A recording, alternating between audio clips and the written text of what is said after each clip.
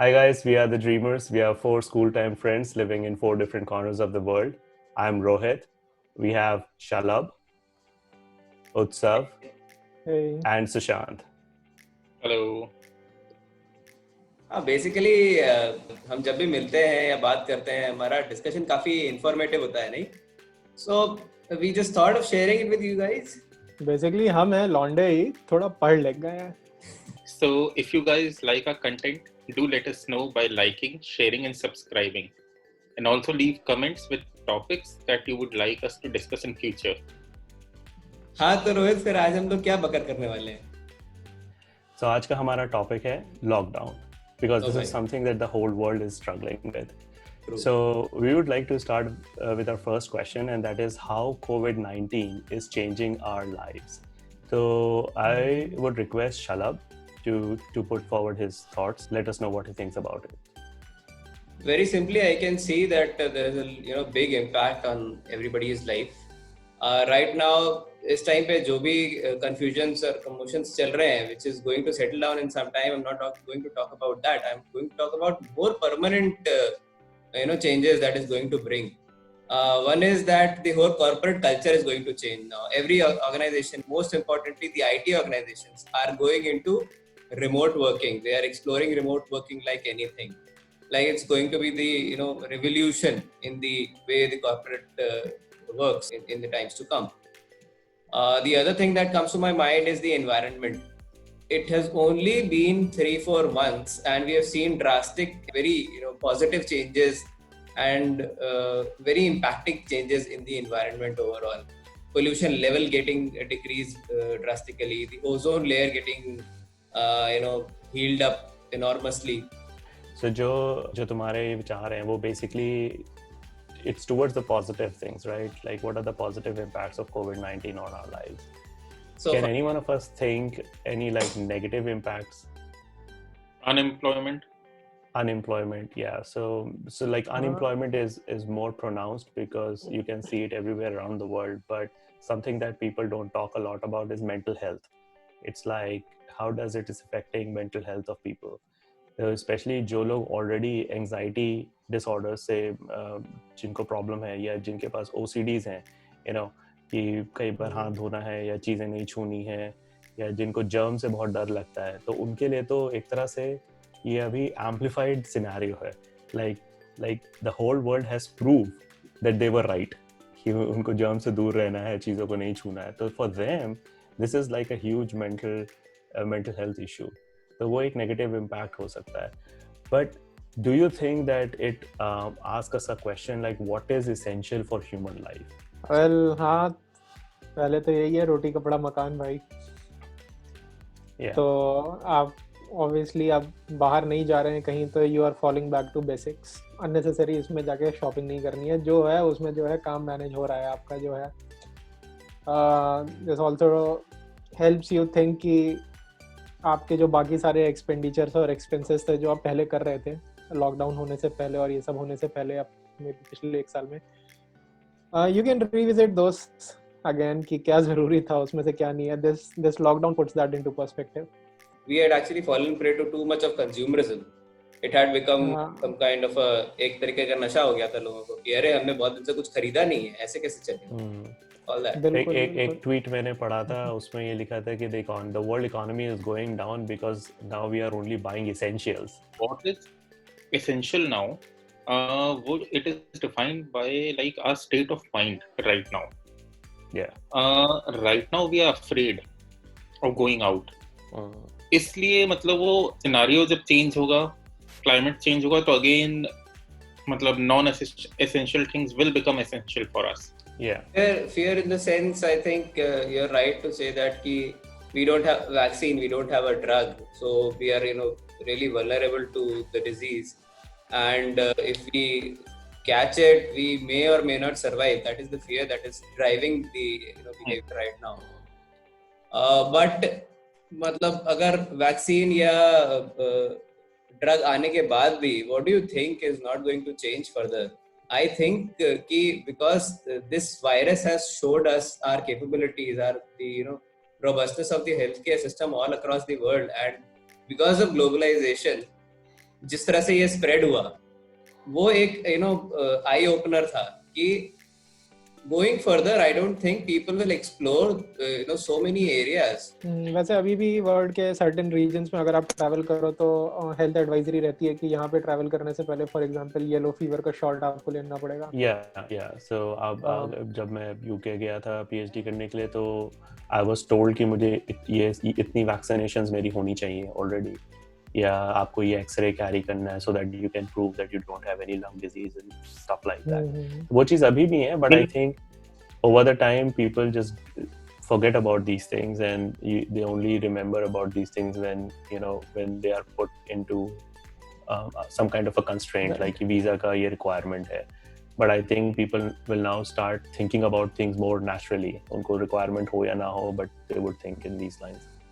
India के context में एक चीज जो पॉजिटिव होगी सोसाइटी के पर्सपेक्टिव से कि हाइजीन कॉन्शियस थोड़ा सा और आएगा।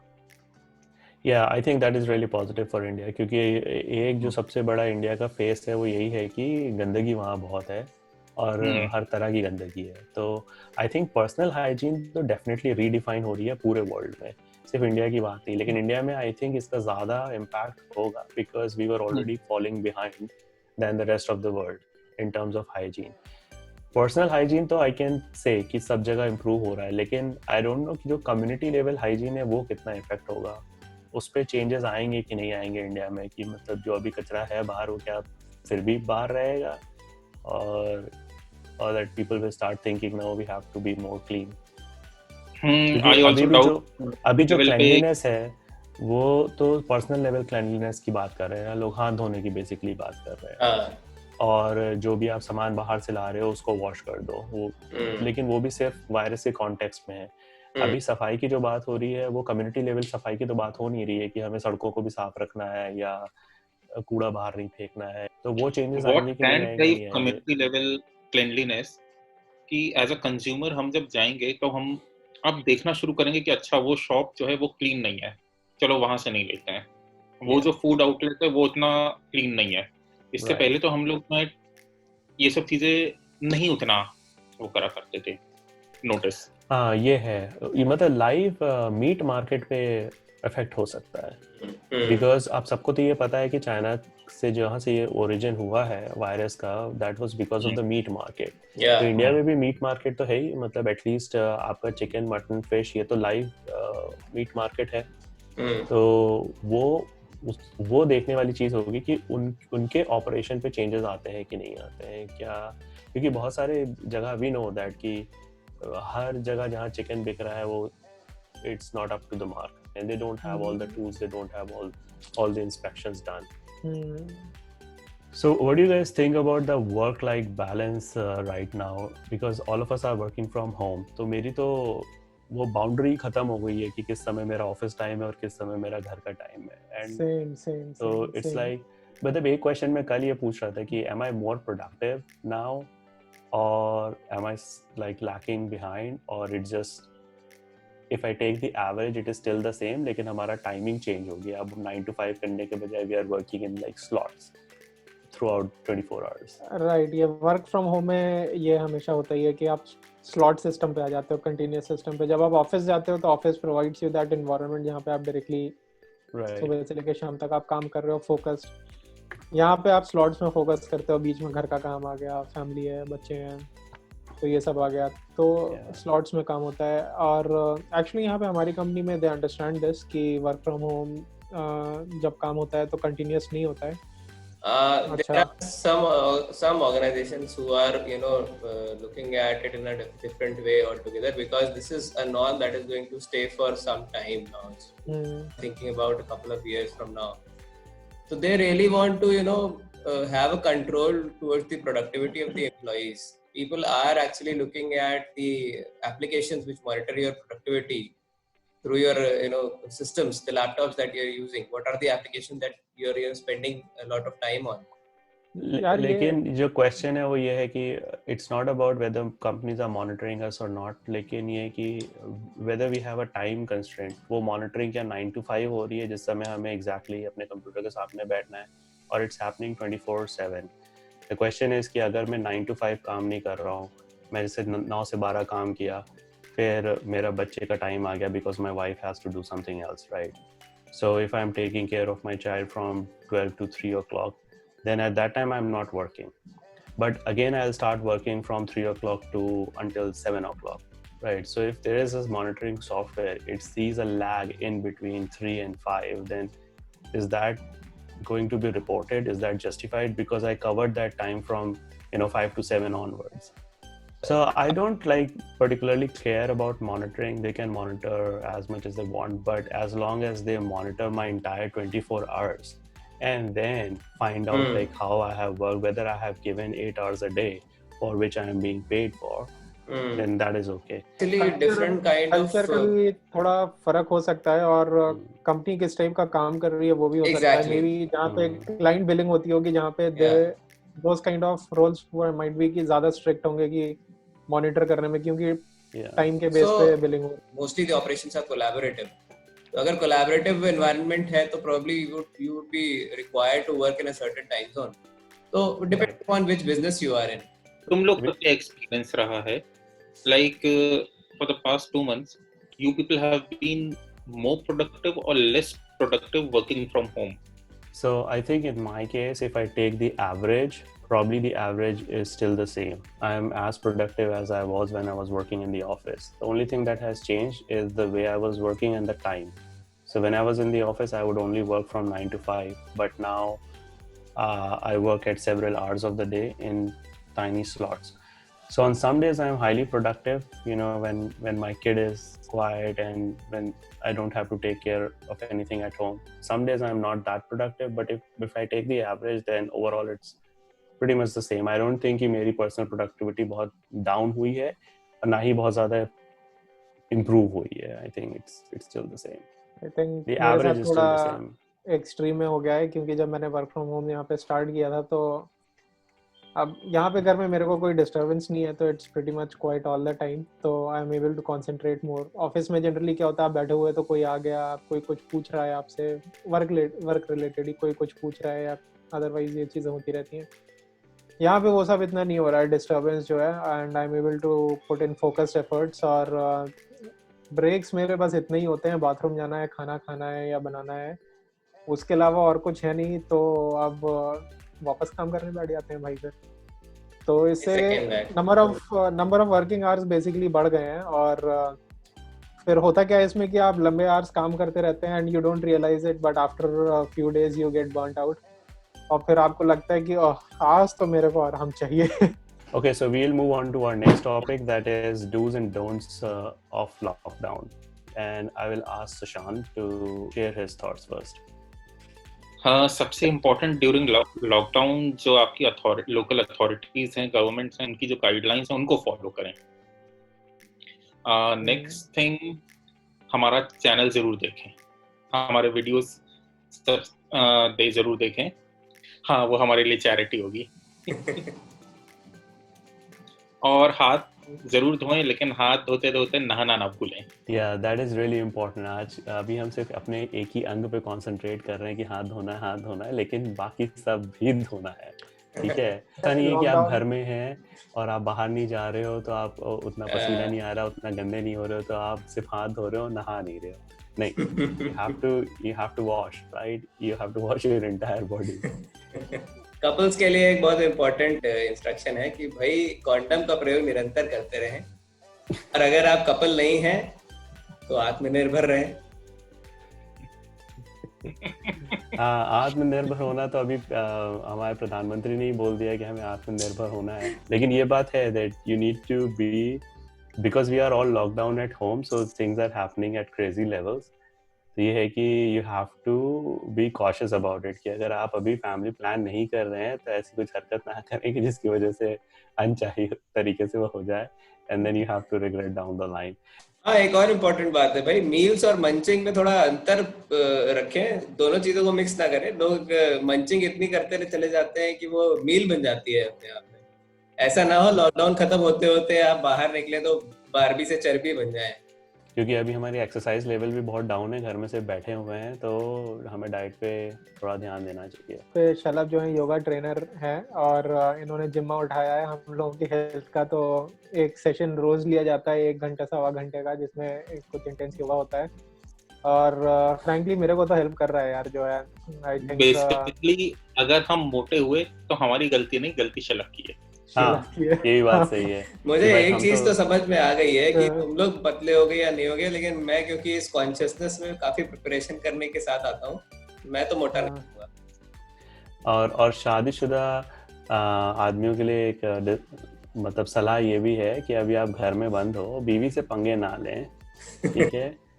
तो बीवी की तारीफ करते रहे, बीवी को तारीफ करते रहें, उनको निरंतर। खुश रखें, क्योंकि इस वक्त कोई भी डैमेज कंट्रोल करना मुश्किल है।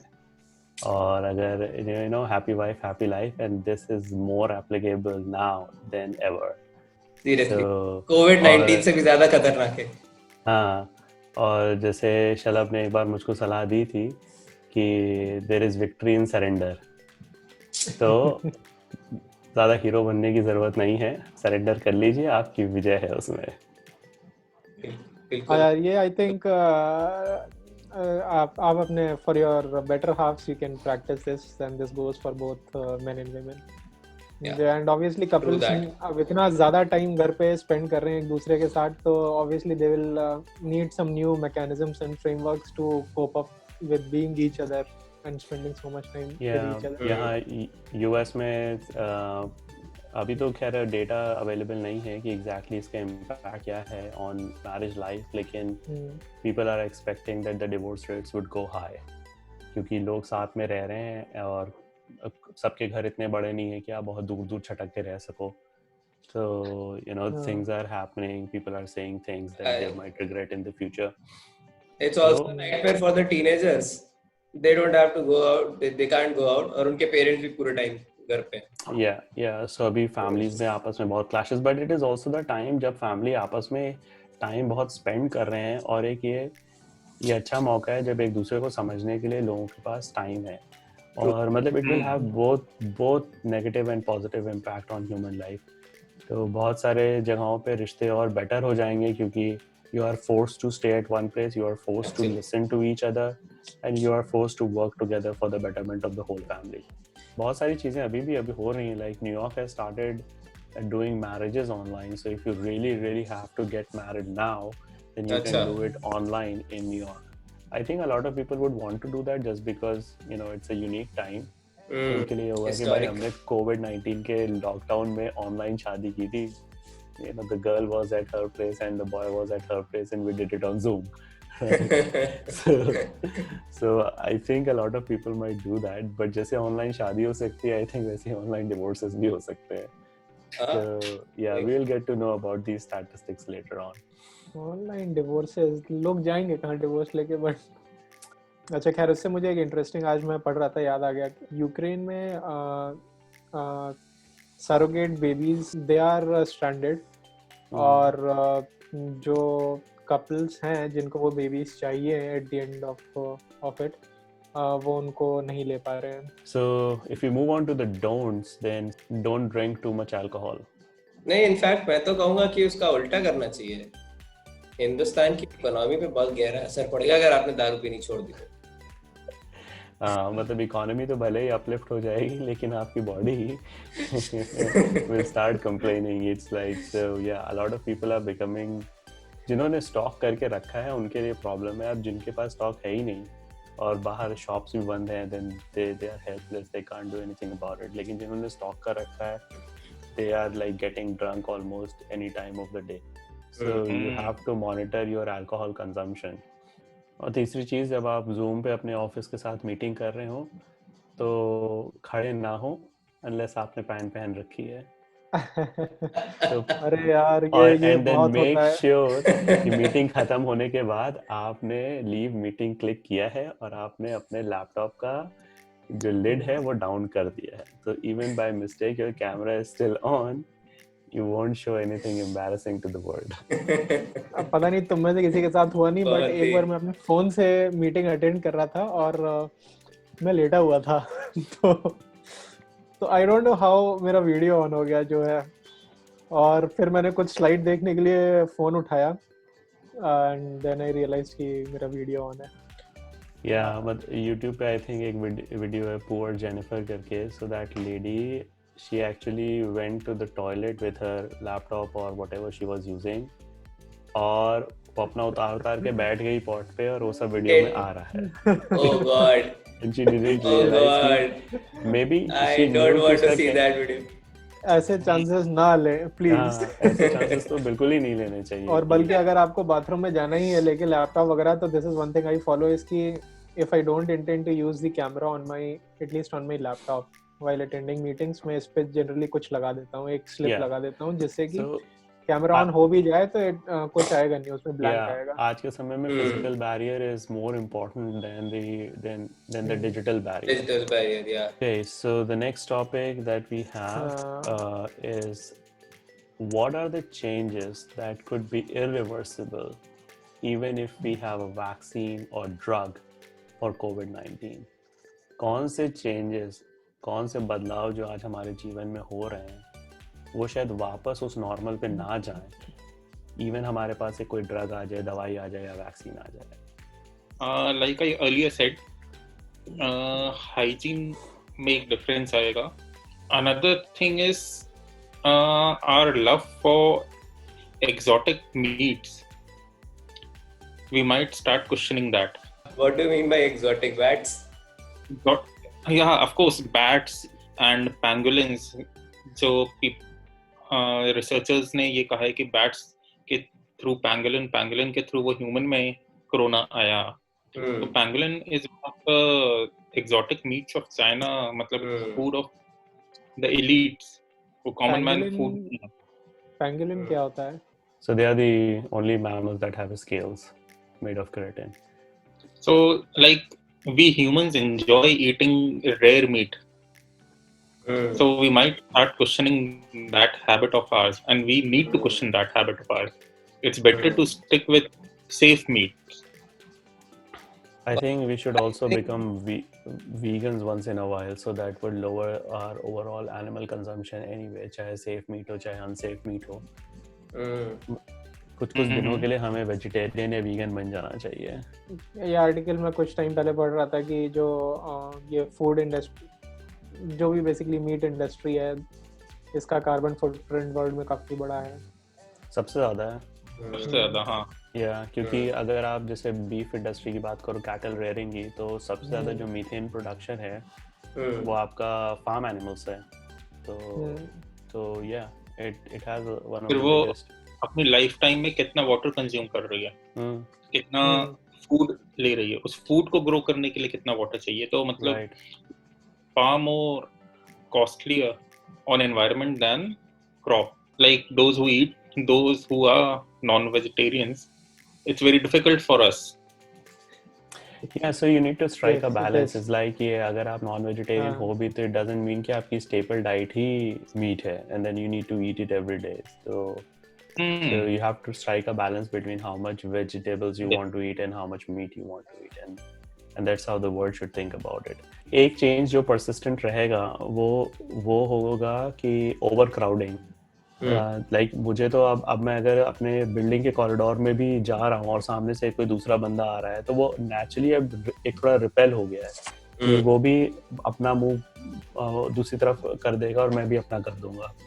तो आई थिंक इवन जब ये चीज खत्म हो जाएगी उसके बाद भी हमें ओवरक्राउडिंग से डर लगेगा. और ये हमारे जहन में कुछ समय तक रहने वाला है. And I think it's for good only, क्योंकि कुछ जगहों पे तो क्राउडिंग और over crowding is like the normal, so that should be reduced, because over crowding के अपने हैजर्ड्स हैं. अगर आप ऐसी जगह पे जो कि फायर प्रोन एरिया है या बिल्डिंग है और आप ओवर क्राउड करके रखे हो, then your fire exit is blocked. So I think this is for good. But ये है कि कई जगह ये अननेसेसरली एंजाइटी लोगों के बीच में डाल देगा. हाँ, ये थोड़े टाइम तक तो चलेगा, आई थिंक. यस, राइट, थोड़े टाइम तक तो चलेगा, but then there are many overcrowding के साथ साथ I think people would also stop doing handshakes. There will be fewer handshakes in the future. नमस्ते ज्यादा होगा. नमस्ते पे आ जाएंगे सब. Yeah, I think this is a good time for India to promote Namaste and what does it Yeah. mean and उसकी Yeah. जो traditional values हैं वो क्या है and how the world should adopt. Actually. देखो दो चीज तो हमने दुनिया को सिखाई कि धोना है और नमस्ते करना है और इस समय ये दोनों ही चीज सबसे ज्यादा इम्पोर्टेंट है कि आप धोए ठीक. And I think there will be fewer in-person meetings also, like so.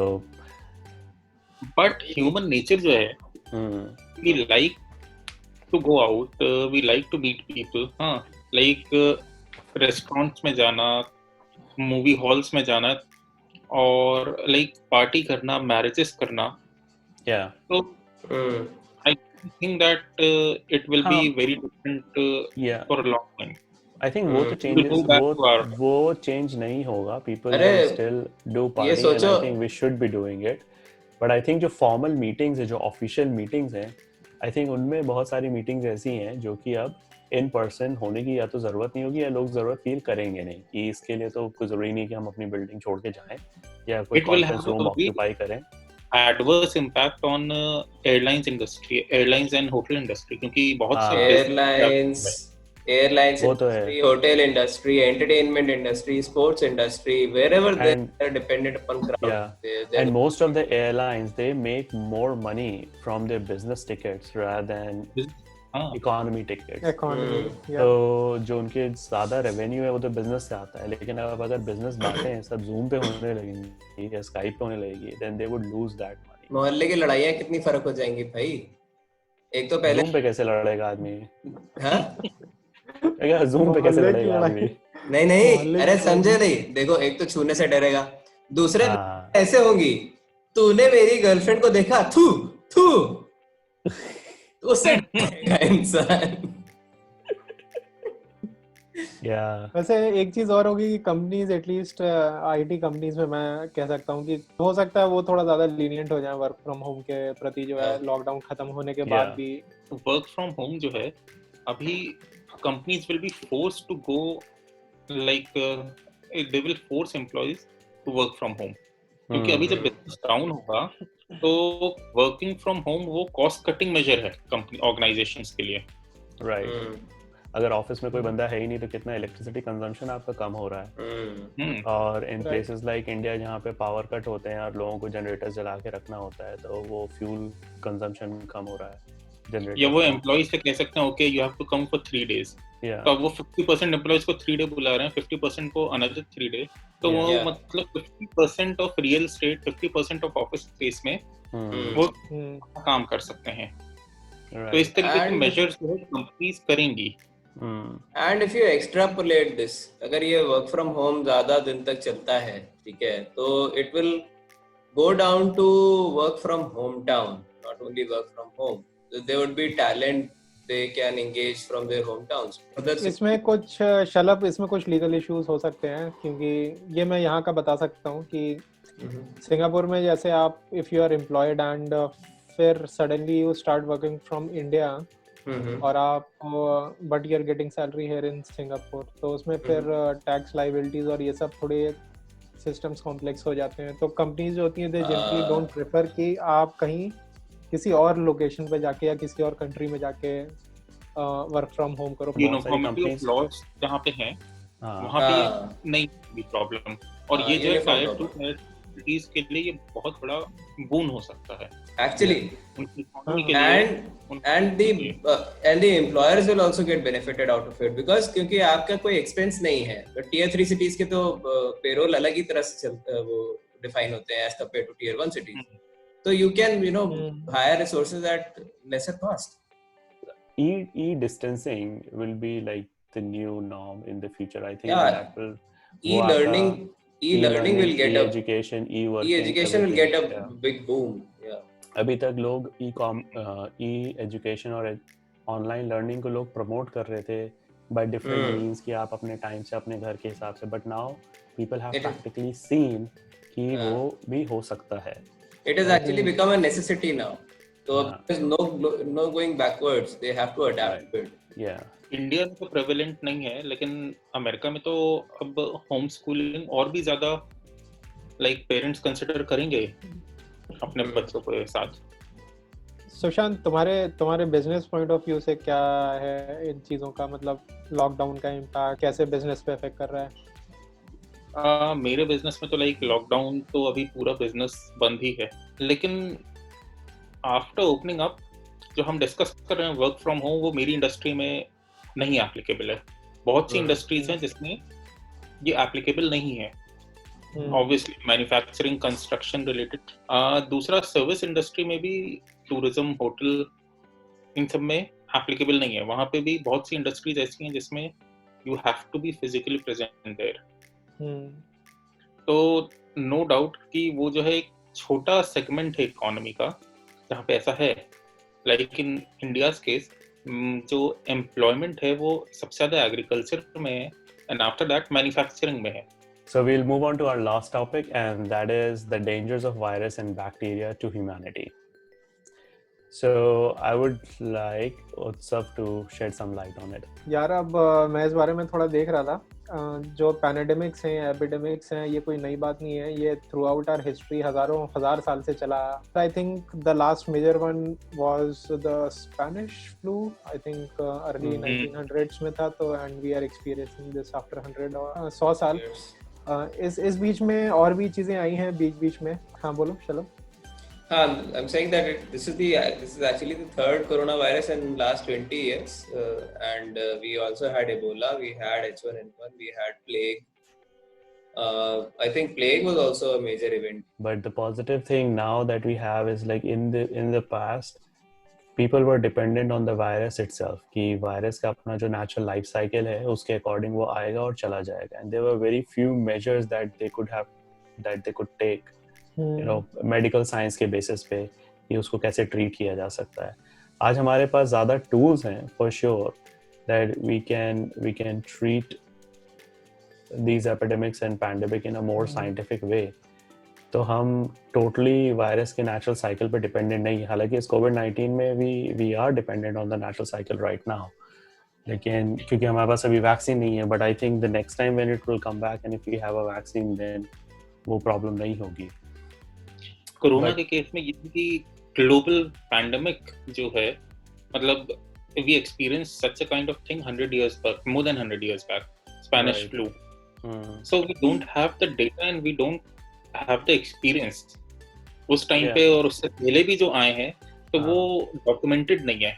So right now, we are learning through our trial and error method. Yeah, probably for the first time इस तरह का data collection जो है, true, ये अगर हमारे पास पहले we'll have this learning, right, what we are learning right now from coronavirus. पहले के समय के जो एपिडेमिक्स और पैंडेमिक्स हुए, अगर उनका डेटा हमारे पास होता आज के समय में, then we could have did a better prediction models. लेकिन probably ये पहली बार ऐसा हो रहा है कि हमारे इतने बड़े लार्ज स्केल, मतलब this is a pandemic. Epidemics का तो डेटा है हमारे पास, आई थिंक इबोला का डेटा होगा ऑब्वियसली क्योंकि वो बहुत रिसेंट इवेंट है।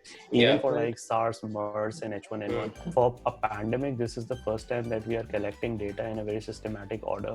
So I think in the future we'll have better predictive models जो कि इस डेटा पे बेस्ड होंगे and we can do a lot of things with this.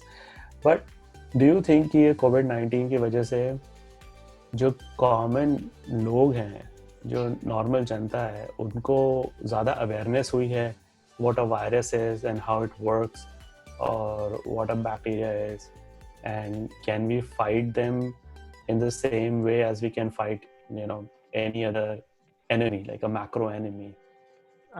ये जो वायरस और बैक्टीरिया के बीच का डिफरेंस है, इस पे ऑलरेडी काफ़ी टाइम से एटलीस्ट सिंगापुर में तो ये चल रहा है, इंफॉर्मेशन कैंपेन चल रहा है यहाँ पे टू मेक पीपल अंडरस्टैंड कि भाई एंटीबायोटिक्स मत खाओ हर चीज के लिए। If you have a viral या फिर उस टाइप वायरस रिलेटेड इश्यूज, उसमें एंटीबायोटिक्स आपको हेल्प नहीं करेंगी, आप मत लीजिए एंटीबायोटिक्स जबरदस्ती जो है। तो ये इंफॉर्मेशन कैंपेन यहाँ चल रहा है, आई थिंक इंडिया में भी कहीं ना कहीं चल रहा होगा ये। और given that this is a very recent thing, I can say that people are still unaware until recent times कि वायरस और बैक्टीरिया के बीच में क्या डिफरेंस होता है। ये चीज़ तो खैर लोगों को जानने की ज़रूरत है। और एंटीबायोटिक रेजिस्टेंस जो तुमने बोला, मतलब हर चीज़ पे एंटीबायोटिक नहीं खानी चाहिए। द रीज़न इज़ बिकॉज आप जितना बैक्टीरिया को एंटीबायोटिक्स एक्सपोज करोगे उतनी जल्दी वो उसके Adapt अगेंस्ट कर में लेगा। Resistance Resist. acquire कर लेगा, and Yeah. then what will happen that your medicine or your drug will become useless, and Mm. that's happening at a very rapid rate. So बहुत सारे hospitals में outbreak होता है, and then you can't control that bacteria because none of the antibiotics are working. That those strains are resistant to most of the popular antibiotics. So I think at the local level, a lot of people are gaining more information about general science behind viruses and bacteria, and I think that's a good thing. So We saw mutation happening in the case of COVID also. So do you think that this virus changing its structure so frequently, does it happen always, or it is so this is one of the characteristic of viruses. Every virus mutate more rapidly than anything else, but not all the mutations lead to a significant change. So there are two kind of mutations. So one in which when there is a change in the DNA, there is also a change in the amino acid because the whole codon has changed. But there is another kind of mutation in which you change the DNA, like one base pair, but it doesn't change the amino acid. So if the amino acid is not changed, then the proteins are still the same. So your DNA has changed, but the protein, the product is not changed. So the organism as a whole is still the same. But Scientists are keeping their fingers crossed कि fall में winter time पे ये virus फिर से आ सकता है. मतलब it can like winters में उसको टेम्परेचर का बेनिफिट मिल सकता है and it can spread easily. ये भी हो सकता है, लेकिन ये भी हो सकता है जो रिस्क ज्यादा बड़ी है कि those who have acquired that virus and defeated their immune system had defeated this virus, उनकी बॉडी में भी ये फिर से आ सकता है. तो अभी हमें ये नहीं पता है कि जो एंटीबॉडीज इस वायरस के अगेंस्ट में बन रही हैं उनकी लाइफ स्पैन कितनी है, like how long they can last. तो अगर उनका लाइफ स्पैन बहुत कम है तो इसका मतलब ये है कि नेक्स्ट टाइम जब इन्फेक्ट होंगे then there is a chance for reinfection. इसीलिए इन्फ्लुएंजा जो सीजनल शॉट्स लगते हैं वो हर सीज़न में हमें लगते हैं क्योंकि उनका जो लाइफ स्पैन है वो 1 ईयर का होता है. तो ऐसा नहीं कि आपको एक बार शॉट लग गया और वो antibodies will live for ever. So like कुछ होते हैं जो हमें बचपन में बड़ी डिजीजेस के शॉट्स लगे हैं, they stay with your body through out your life. Booster doses लगते हैं बीच में लेकिन उनका लाइफ स्पैन ज़्यादा है, लेकिन इस टाइप के जो फ्लूज हैं उनका लाइफ स्पैन कम होता है.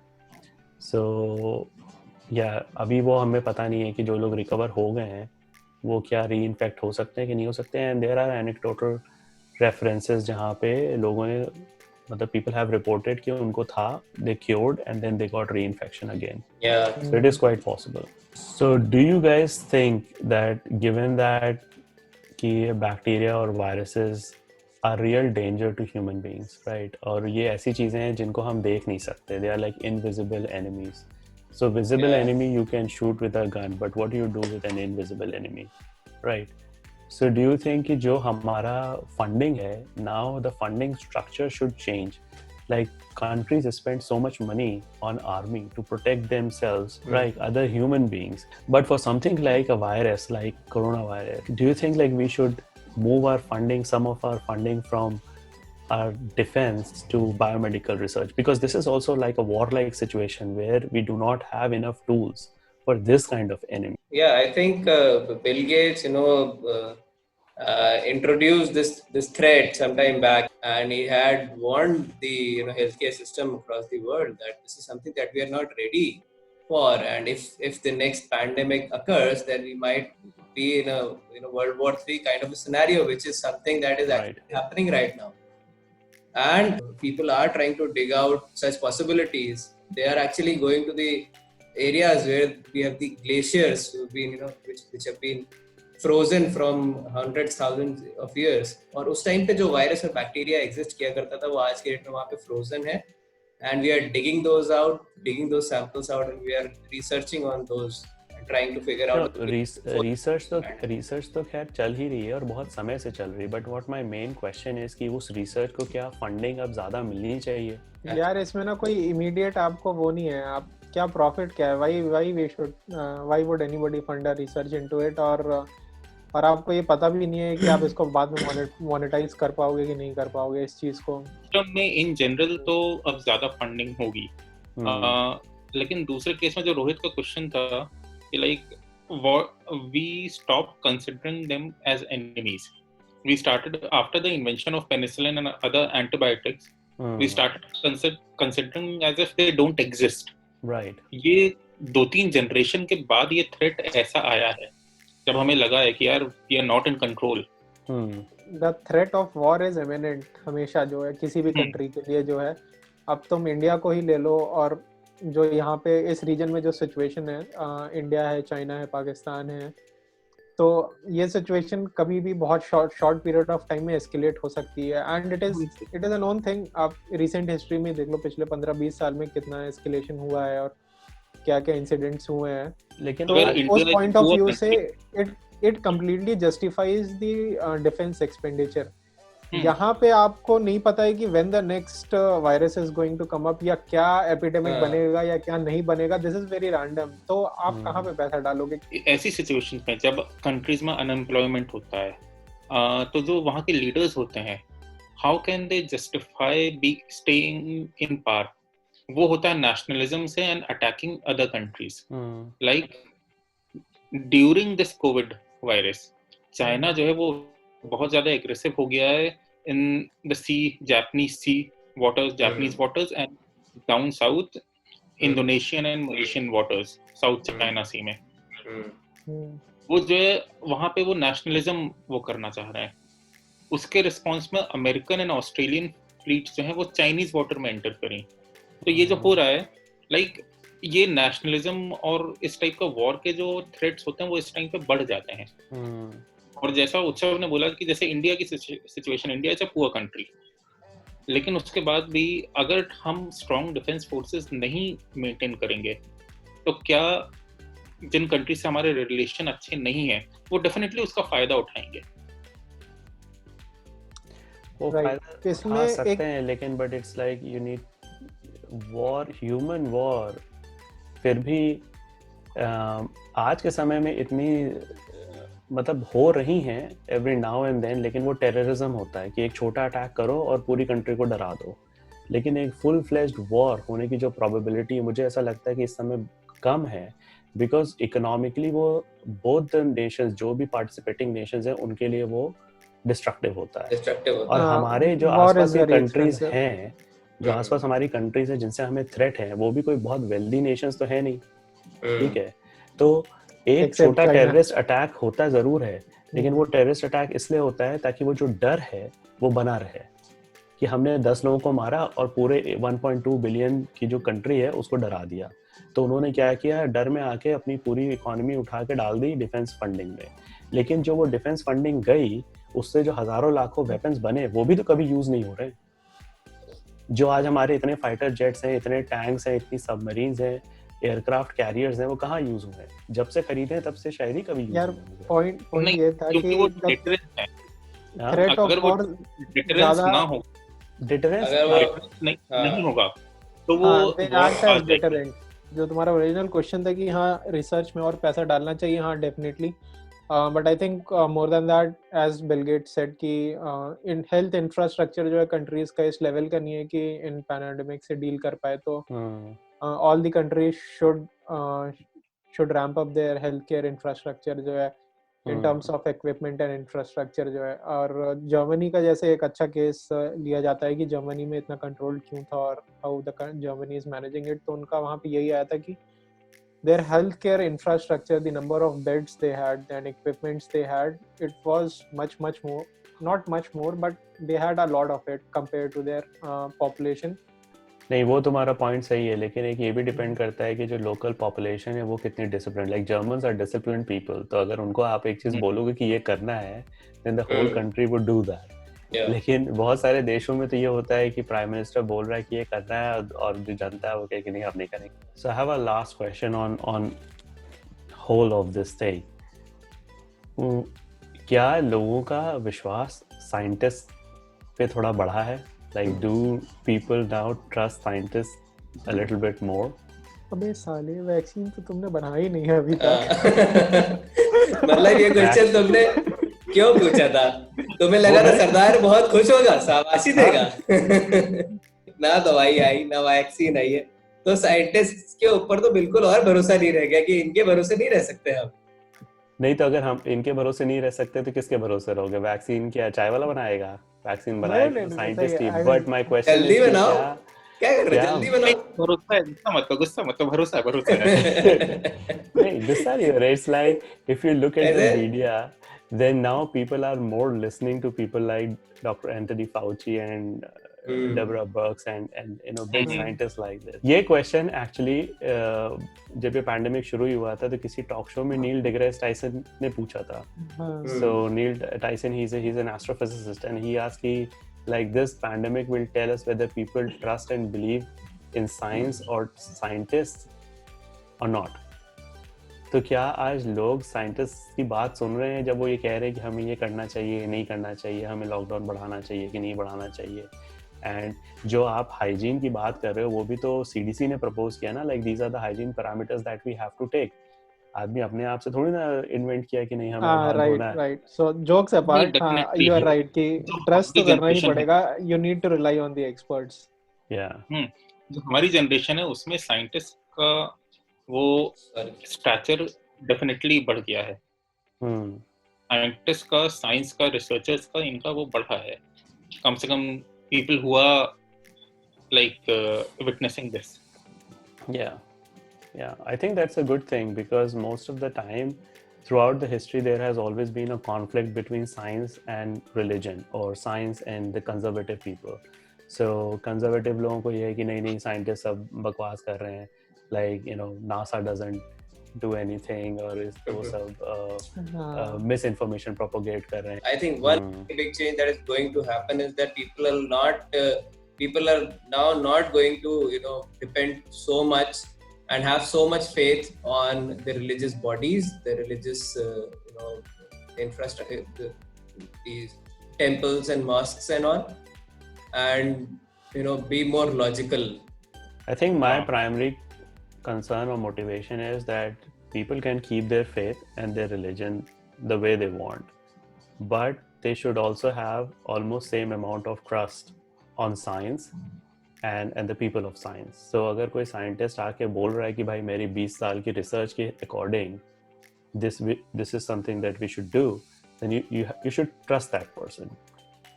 एक common man के perspective से हमें ऐसा दिखता है कि science and religion and people of science and people of religion always at war.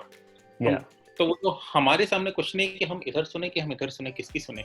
Yeah, that is. और फिर वो कॉमन मैन का ये होता है एटीट्यूड कि भैया हमारा जिसकी जब जरूरत है उसकी सुनो. हाँ, नहीं खैर ये भी एक अच्छा वो है, एटीट्यूड है कि आप जिस समय जिसकी जरूरत है आप उसकी बात सुनिए. Okay, to end today's video, we all would like to give a very big thanks to all the healthcare professionals and workers, all the scientists and researchers who have been working tirelessly all these months to bring us vaccine, cure and provide us healthcare so that हम लोग यहाँ पे बैठ के ये सारी बातें कर सके. A big thank you to them. Thanks. Thank you for watching our video podcast. And thank you for sticking till the end. Please do share, subscribe and comment. See you again. See ya. Thank you. Yeah.